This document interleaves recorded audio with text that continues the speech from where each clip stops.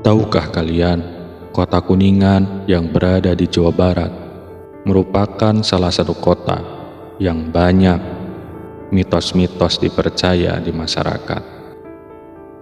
Kota ini dijuluki dengan kota 1000 mitos. Bagaimana kisah selanjutnya? Di video ini akan saya ceritakan sedikit dari mitos-mitos yang ada di kota Kuningan. Kuningan, kota 1000 mitos. Oleh sebagian orang, Kuningan disebut sebagai kota 1000 mitos. Cerita dan syarat dengan petuah mistis pun bertebaran di berbagai wilayah Kuningan. Karena ini pula, Kuningan memiliki daya tarik tersendiri bagi para pelaku ziarah. Penasaran dan ingin tahu lebih dalam lagi? Ikuti video ini sampai dengan selesai. Kuningan berasal dari sebuah nama dalam cerita Parahyangan. Kuningan berdiri sejak Prabu Sewekarma dinobatkan menjadi raja yang kemudian bergelar Rahyang Tengkuku atau Sang Kuku yang bersemayam di Arile atau Senggala. Kala itu ekspansi kekuasaan Kuningan pada zaman pemerintahan Sewekarma telah menyeberang hingga negeri Melayu. Pada saat itu, masyarakat Kuningan merasa hidup aman dan tentram di bawah pimpinan Sewekarma yang bertahta cukup lama. Selanjutnya, perkembangan kerajaan Kuningan seakan-akan terputus dan baru muncul lagi pada 1175 Masehi. Kuningan pada waktu itu menganut agama Hindu di bawah pimpinan Raikan Dharmariksa dan merupakan daerah otonom yang masuk wilayah kerajaan Sunda yang terkenal dengan nama Pajajaran. Kuningan masuk wilayah otonom Pajajaran berbarengan dengan Cirebon yang kemudian memerdekakan diri menjadi kerajaan yang menganut ajaran Islam. Adalah Syekh Syarif Hidayatullah atau yang akrab disebut Sunan Gunung Jati, menjadi salah satu ulama yang mendapatkan tugas untuk menyiarkan Islam di daerah Jawa Barat. Daerah pertama yang menjadi jujugan Sunan Gunung Jati kala itu adalah Kuningan, tepatnya di wilayah Luragung yang berbatasan langsung dengan wilayah Cirebon Selatan yang pada waktu itu dipimpin oleh Ki Gedeng Kasmaya. Dan ketika di Luragung, Sunan Gunung Jati disusul oleh istrinya, Ratu Ontin Nio dari negeri Cina yang akhirnya bergelar Ratu Rara Sumanding yang kala itu sedang hamil. Di tempat itu pula, istri Sunan Gunung Jati kemudian melahirkan seorang putra yang begitu tampan dan oleh Sunan Gunung Jati kemudian diberi nama Pangeran Kuningan. Beberapa waktu setelah kelahiran putranya itu, kemudian Sunan Gunung Jati mendatangi tempat tinggal Ki Gedeng Kuningan di Winduherang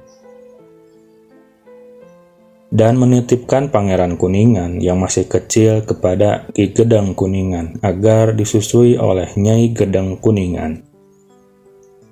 Saat itu Ki Gedeng Kuningan mempunyai putra yang sebaya dengan Pangeran Kuningan, namanya Amung Gegetuning Ati, yang oleh Sunan Gunung Jati namanya diganti menjadi Pangeran Arya Kamuning.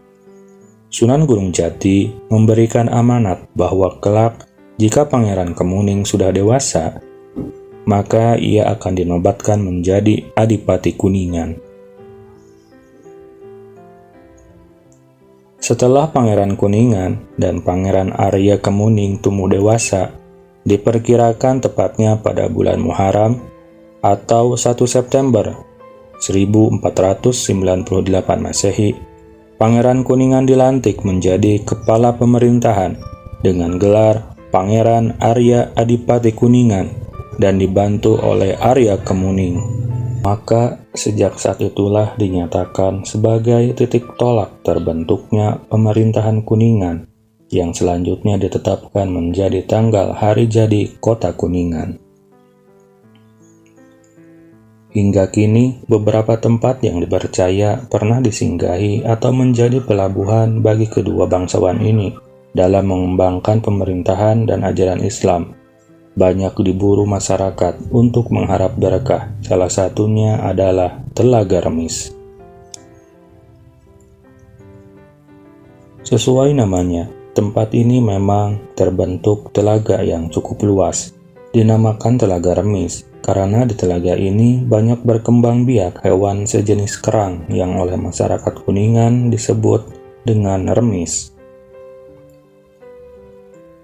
Telaga Remis berada di lereng Gunung Cermai, menyembul di antara rimbunan hutan. Selain menawarkan keindahan dan kesejukan alam, telaga ini juga dijadikan jujugan bagi para pencari berkah. Sebagian besar dari mereka percaya jika Telaga Remis memiliki keistimewaan secara spiritual. Oleh sebabnya, banyak pengunjung yang mengais peruntungan di tempat ini. Hal ini terkait erat dengan cerita sejarah seputar kemunculan telaga yang dikatakan menjadi secara tak lazim. Konon, Telaga Remis berasal dari tetesan air mata Pangeran Salingsingan yang sangat terharu setelah diberi wejangan oleh Pangeran Sutajaya, seorang pangeran kepercayaan dari Kerajaan Cirebon. Sebetulnya Pangeran Salingsingan merupakan tokoh sakti yang bandel. Meski berada di wilayah Kerajaan Cirebon, tapi dia tidak mau mengaku agama Islam. Akhirnya diutuslah Pangeran Sutajaya untuk memberikan wejangan dan mengajaknya masuk Islam. Namun ajakan itu tidak membuahkan hasil. Sebaliknya, Pangeran Salingsingan justru mengajak adu kesaktian. Pertarungan tak terhindarkan dan akhirnya Pangeran Sutajaya berhasil menundukkan Pangeran Salingsingan. Sejak itulah Pangeran Sutajaya kemudian memberikan petuah-petuah kepada Pangeran Salingsingan. Saat diberi petuah itulah Pangeran Salingsingan benar-benar menyesali segala perbuatannya.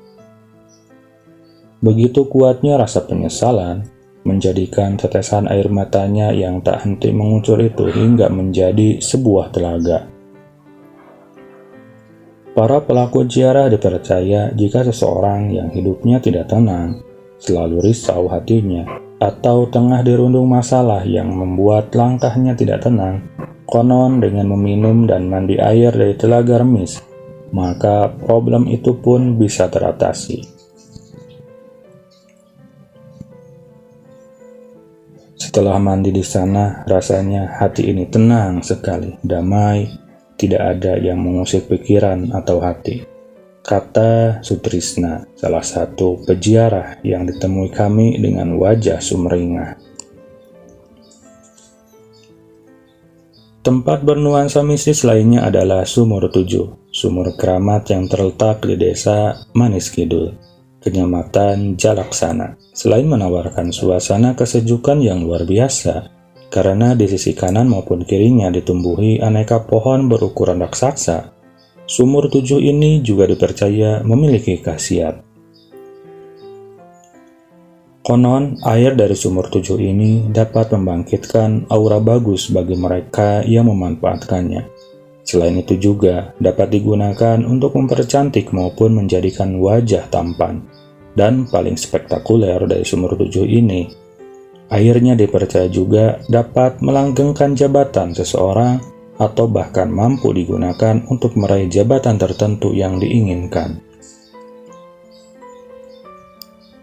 Atas dasar mitos tersebut, maka tak heran jika air sumur ini banyak diziarahi oleh para pemburu berkah. Mereka berdatangan dari berbagai daerah di wilayah Jawa Barat dan Jawa Tengah.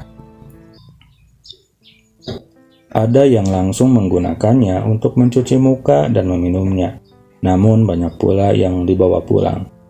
Tak ada ritual khusus yang harus dilakukan di lokasi sumur 7 ini. Peziarah cukup datang dan secara berurutan mencuci muka atau minum dari ketujuh sumur ini. Ketujuh sumur yang disebut-sebut peninggalan Prabu Siliwangi itu masing-masing diberi nama Sumur Kejayaan, Kemuliaan, Pengabulan, Ciranca, Cisadane, Kemudahan, dan Sumur Keselamatan. Semuanya memiliki khasiat dan kegunaan masing-masing. Dan setiap nama sumurnya merupakan kegunaannya sesuai dengan namanya. Keberadaan sumur ini ternyata begitu lekat dengan perjalanan kehidupan spiritual Prabu Siliwangi. Sebab sebelum bertahta menjadi Raja Pajajaran, Prabu Siliwangi konon menghabiskan waktu yang cukup lama menempa batunya di lokasi sumur 7 tersebut. Hal itu dapat dibuktikan dari adanya petilasan berupa batu yang dipercaya sebagai bekas tempat bertapa Prabu Siliwangi. Dan ketujuh sumur tersebut merupakan sarana untuk menyempurnakan berbagai ilmu yang diraihnya. Salah satunya meraih jabatan menjadi raja. Selanjutnya adalah Gunung Ciremai. Ini adalah salah satu gunung berapi aktif tertinggi di Jawa Barat. Gunung Ciremai dilingkupi cerita yang serat dengan kesan mistis. Banyak yang percaya Gunung Ciremai dihuni oleh berbagai macam lelembut jahat yang kerap memakan korban. Toh demikian, ternyata banyak juga yang menjadikan gunung ini sebagai wahana untuk mengolah spiritual. Pada masa lampau, gunung ini merupakan tempat yang amat disenangi oleh Prabu Siliwangi untuk mengasah batinnya. Selama beberapa kurun waktu, Prabu Siliwangi dipercaya menjalani serangkaian laku prihatin di tempat ini.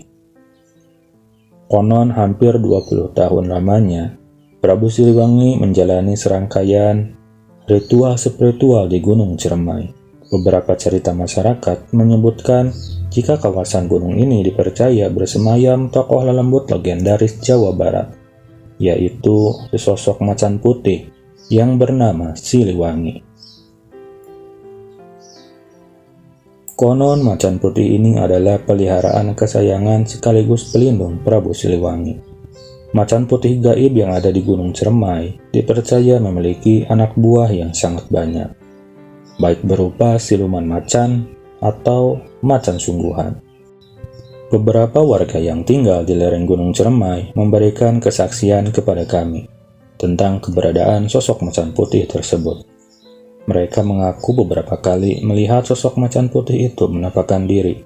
Tak hanya warga setempat, beberapa pendaki gunung yang pernah melakukan petualangan di Gunung Ciremai juga memiliki kesaksian yang tak jauh beda dengan sosok macan putih ini. Konon, macan putih yang tak lain adalah penjelmaan dari seorang guru. Itulah Prabu Siliwangi belajar olah kebatinan, hingga akhirnya batinnya kian terasa mendekati kesempurnaan untuk memangku jabatan sebagai raja.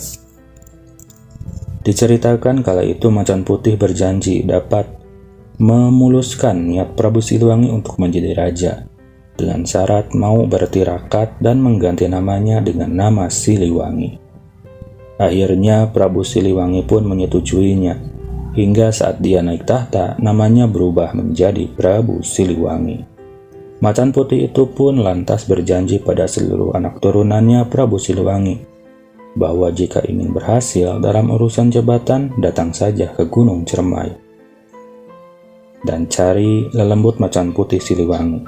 Pasti ia akan datang membantunya.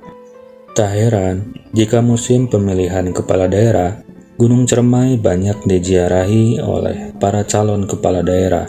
Lokasi yang biasa dikunjungi ialah salah satu kawah terdepan yang berada di puncak Ciremai, lokasi yang dipercaya sebagai singgasana dari si macan putih. Itulah salah satu kisah yang bisa saya ceritakan pada video kali ini tentang Kota Kuningan.